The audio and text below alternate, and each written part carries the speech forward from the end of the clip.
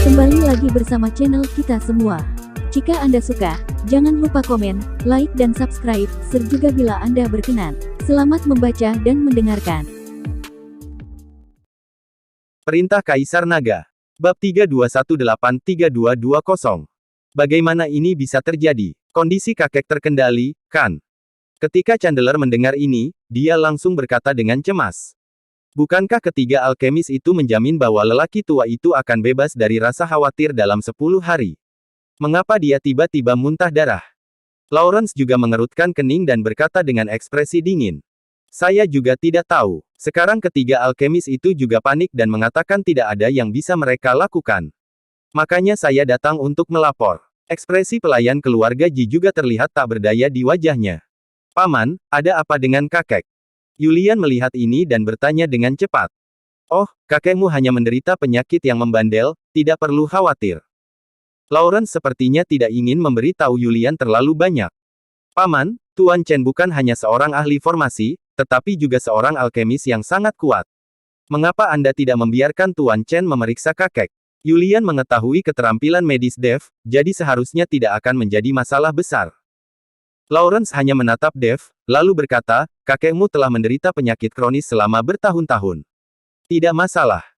Setelah mengatakan itu, Lawrence menatap Chandler dan berkata, Chandler, temani saja saudara keenammu beristirahat di sini, dan aku akan pergi menemui kakekmu. Setelah Lawrence selesai berbicara, dia bergegas pergi, diikuti oleh Matilda dan Malia. Chandler memandang Lawrence yang hendak pergi, wajahnya penuh kekhawatiran, namun ia tetap berpura-pura cuek dan tersenyum, adik keenam, jangan khawatir, kakek memang punya masalah kronis. Hei, kenapa aku tidak menemanimu berkeliling? Melihat Chandler begitu, Yulian tahu bahwa Chandler sedang berbohong. Chandler adalah orang yang setia dan jujur, jadi ketika dia berbohong, rasanya tidak wajar. Saudaraku, jangan berbohong padaku. Apakah kakek sakit parah? Bisakah kamu membawaku untuk menemui kakek? Mungkin jika kakek melihatku dan suasana hati akan menjadi baik, itu akan bermanfaat untuk kondisinya. Kata Yulian pada Chandler. Chandler tampak malu dan tidak tahu harus berkata apa. Saudaraku, kenapa kamu tidak membiarkan aku pergi menemui kakek? Apakah ada sesuatu yang kamu sembunyikan dariku? Ji Yun bertanya dengan cemas. Apakah tidak ada, tidak terjadi apa-apa? Chandler tidak berani menatap langsung ke arah Yulian. Saudaraku, aku tahu kamu tidak bisa berbohong. Bawa aku menemui kakek. Mungkin kita bisa menemukan obatnya. Tuan Chen benar-benar seorang alkemis, dan dia sangat kompeten. Saya tidak akan berbohong kepada Anda. Yulian melangkah maju dan memohon pada Chandler. Chandler akhirnya menghela nafas tak berdaya dan berkata, Hei, aku bisa mengantarmu ke sana, tapi kamu harus berjanji untuk melakukan satu hal. Baiklah, saudaraku, beritahu saja aku. Yulian mengangguk.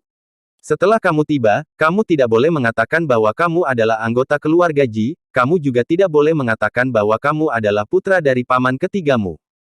Katakan saja kamu dibawa ke sini untuk merawat kakek, dan identitasmu tidak boleh diungkapkan. Chandler memperingatkan dengan hati-hati. Kenapa? Yulian tampak bingung. Jangan tanya kenapa, ini semua demi kebaikanmu sendiri.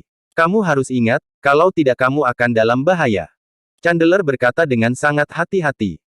Yulian ingin menanyakan hal lain, tapi disela oleh Dev di sampingnya. Yulian, karena kakak laki-lakimu berkata begitu, maka kamu tidak boleh mengungkapkan identitasmu terlebih dahulu dan dengarkan saja pengaturan saudara. Ah siap, Yulian mengangguk. Melihat Yulian setuju, Chandler memimpin Yulian dan yang lainnya keluar dari aula, lalu berjalan menuju halaman belakang. Saat ini, di sebuah kamar di halaman belakang, Lawrence sedang duduk di samping tempat tidur, dan di tempat tidur ada seorang lelaki tua kurus. Mata lelaki tua itu sedikit tertutup dan dia hanya bernapas lemah. Di samping tempat tidur, Ezekiel menatap ayahnya dengan ekspresi acuh tak acuh. Di belakang Ezekiel seorang pria dan seorang wanita mengikuti. Mereka adalah putranya Lucien dan putrinya Mirabel. Mirabel mengenakan pakaian mewah dan akan melihat wajahnya di cermin dari waktu ke waktu bahkan tanpa melihat kakeknya yang terbaring di tempat tidur. Di sisi lain tempat tidur, 3 orang yang mengenakan kostum alkemis berdiri dengan ekspresi canggung. Bukankah kalian bertiga menjamin bahwa tidak perlu mengkhawatirkan lelaki tua itu dalam 10 hari? Ini baru beberapa hari dan keadaannya seperti ini. Lawrence meraung ke arah ketiga alkemis itu. Saudaraku, ayah memang seperti ini. Jangan salahkan ketiga alkemis ini. Bahkan jika mereka dapat menjamin bahwa ayah akan aman dalam 10 hari, lalu bagaimana dengan setelah 10 hari? Jadi menurutku kita harus membahas pemakaman ayah dulu. Mari kita melakukannya dengan hati-hati. Ezekiel bersikukuh bahwa dia setuju dengan ketiga alkemis itu. Bagaimanapun, dia yang memilih ketiga alkemis ini. Lawrence menahan amarah di hatinya, menatap adiknya Ezekiel dengan dingin dan berkata, "Adik kedua, bukankah kamu bilang ingin mengundang tabib? Sudah berhari-hari, apakah tabib sudah datang?" "Kakak, bagaimana bisa tabib begitu mudah untuk disewa? Bukankah kamu tahu sendiri bahwa di dunia surga dan manusia, tabib sangat langka? Mereka adalah semuanya terhormat. Belum lagi tabib kamu pikir Yao Zun bisa diundang ke sini begitu saja?" Ezekiel berkata dengan acuh tak acuh. Melihat kelakuan Ezekiel, Lawrence menjadi semakin marah. Dia tahu bahwa Ezekiel sama sekali tidak pergi mengundang tabib, melainkan pergi ke istana barbar raksasa di wilayah utara. Tapi sekarang Lawrence walaupun marah, dia tidak bisa berbuat apa-apa terhadap saudaranya, karena ayah mereka belum meninggal. Jika kedua bersaudara itu berbalik melawan satu sama lain dan mulai berkelahi di depan ayah mereka, mereka akan ditertawakan oleh dunia. "Ayah, bagaimana kabar kakek?" Saat ini, Chandler masuk bersama Julian dan yang lainnya. Wajah Lawrence sedikit berubah saat melihat Chandler membawa Julian. Saat Ezekiel melihat Julian dan yang lainnya, dia juga tercengang. "Ayah, saat ini aku menemukan alkemis untuk kakek dan meminta mereka untuk memeriksa kakek," kata Chandler cepat. Mendengar perkataan Chandler, Lawrence langsung mengerti dan berkata dengan wajah dingin, "Di mana kamu menemukan alkemis ini? Apakah dia seseorang yang bisa merawat penyakit kakekmu dengan baik?" "Jangan khawatir, alkemis ini berasal dari benua lain. Dia sangat hebat," Chandler berkata cepat. Setelah selesai berbicara, Chandler memandang Julian dan Dave dan berkata, "Tolong minta beberapa dari kalian untuk mendiagnosis dan merawat kakekku." Dave mengangguk dan berjalan ke depan. Julian mengikuti Dave. Melihat kakeknya yang kurus, Julian merasa sangat sedih, tapi dia tidak bisa menunjukkannya. Lawrence berdiri dan menyerahkan posisinya kepada Dave, tapi saat Dave hendak merawat lelaki tua itu, Ezekiel mendengus. Dengan nada menghina dan berkata, "Chandler, apakah menurutmu kakekmu meninggal terlalu lambat? Kamu mengundang banyak pria yang bahkan belum menumbuhkan rambutnya, beraninya kamu menyebutnya alkemis. Saya telah bertemu dengan ketiga orang ini. Mereka semua berasal dari wilayah utara. Mereka juga diam-diam menanyakan tentang keluarga Ji kami. Mereka mungkin ingin datang ke sini untuk menipu uang." Setelah Ezekiel selesai berbicara, Lucien di belakangnya segera mengikutinya dan berkata, "Apakah bahkan orang-orang di wilayah utara tahu bahwa kakak laki-laki itu tidak pintar sekarang? Beberapa kali Anda membawa orang dan mengatakan bahwa mereka dari keluarga Ji kami, namun ternyata mereka semua pembohong. Kali ini Anda benar-benar membawa seorang alkemis ke dalam rumah. Kamu bilang dia alkemis. Percayakah Anda? Yang mana di antara mereka yang mirip alkemis? Lucien, apakah kamu makan kotoran? Bisakah Anda memberitahu saya apakah Anda berpendidikan tinggi atau tidak?" Matilda menunjuk ke hidung Lucien dan mengutuk. Dia tahu bahwa Chandler adalah orang yang setia dan jujur dan tidak tahu bagaimana cara mengutuk, jadi setiap kali Lucien berbicara kasar, Chandler tidak akan melawan. Chandler tidak akan melakukannya, tapi bukan berarti Matilda tidak akan melakukannya. Di antara ketiga bersaudara itu, Matilda memiliki temperamen yang keras dan tidak mudah diajak main-main. "Menurutmu siapa yang makan kotoran? Jika kamu memiliki kemampuan, tolong beritahu aku," Lucien segera menjadi cemas. "Aku baru saja berkata, apa yang dapat kamu lakukan?" Matilda berkata sambil tersenyum dingin.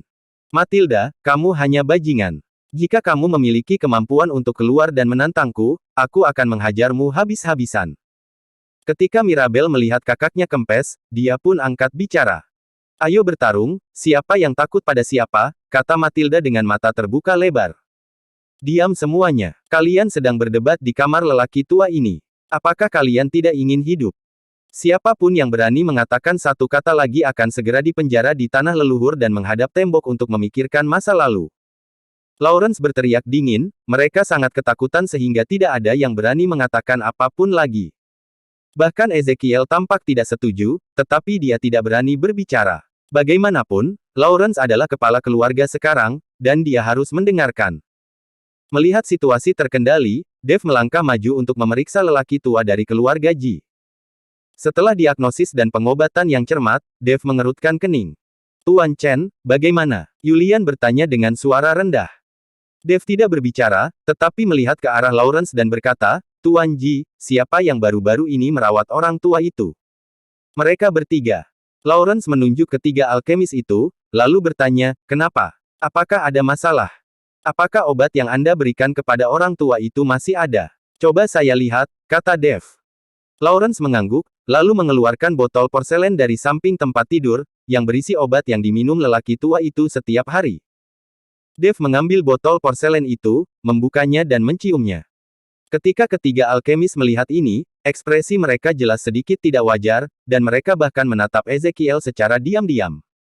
Setelah menciumnya, Dave sepertinya memahami sesuatu di dalam hatinya. Segera, semburan kekuatan spiritual memasuki tubuh lelaki tua keluarga Ji, dan kemudian menggunakan jarinya sebagai jarum untuk menyadap lelaki tua keluarga Ji itu beberapa kali. Setelah melakukan semua ini, Dave berdiri perlahan dan berkata, Tuan Ji, orang tuamu memang mengidap penyakit yang membandel, tapi itu tidak cukup untuk membunuhnya begitu cepat. Alasan mengapa dia menjadi begitu lemah sepenuhnya karena seseorang membiusnya. Aku telah memblokir jalur hidupnya untuk sementara waktu, jadi tidak akan terjadi apa-apa dalam beberapa hari ke depan, saya akan menulis resep dan Anda tinggal minum obat sesuai resep. Apa? Seseorang membiusnya. Lawrence terkejut lalu bertanya, siapa yang memberi obat? Dave mengangkat botol porselen di tangannya. Obat yang diminumnya setiap hari mengandung bunga madu beku. Meskipun bunga ini juga merupakan sejenis obat peri, namun tidak dapat diminum dalam jangka waktu lama. Jika diminum dalam waktu lama seiring berjalannya waktu, tubuh orang tua itu akan menjadi semakin lemah. Sial, aku bertanya kenapa penyakit kakek semakin parah dengan pengobatan. Ternyata itu alasannya. Setelah Chandler mendengar ini, dia langsung mengutuk. Mampu membuat Chandler mengutuk, itu menunjukkan bahwa dia benar-benar marah. Setelah mendengar ini, Lawrence mengerutkan kening dan menatap ketiga alkemis itu dengan dingin. Mereka merasakan dinginnya Lawrence. Matanya membuat ketiga alkemis itu gemetar ketakutan. Tuan Ji, jangan dengarkan omong kosong anak ini. Berapa umurnya? Apa yang dia ketahui? Sama sekali tidak ada yang salah dengan obat yang kami berikan kepada orang tua itu. Seorang alkemis bersumpah kepada Lawrence. Jika ada masalah, tidak dihitung jika saya mengatakannya, dan tidak dihitung jika Anda mengatakannya. Saya pikir harus ada asosiasi alkemis di kota kuning dan biru. Pergi saja ke asosiasi alkemis dan tanyakan, maka Anda akan tahu apakah saya berbicara omong kosong. Dave berkata dengan tenang. Ketika Lawrence mendengar ini, dia langsung berkata kepada Chandler, Chandler, pergi dan tanyakan segera. Tapi saat Chandler hendak pergi, alkemis segera berkata, kami mengobati orang tua itu, lakukan beberapa latihan. Obat mujarab ini dibuat untuk kebaikan orang tua itu, tetapi kami tidak tahu bahwa bunga madu es ini tidak dapat dikonsumsi dalam waktu lama. Mendengarkan penjelasan alkemis, Lawrence hampir mati karena marah. Dave mengangkat sudut mulutnya, itu tidak masuk akal. Bahkan alkemis yang baru memulai pun mengetahuinya. Kalian bertiga sudah cukup tua. Bagaimana mungkin kalian bertiga tidak mengetahuinya? Kata-kata Dave membuat ketiga alkemis itu terdiam. Bersambung.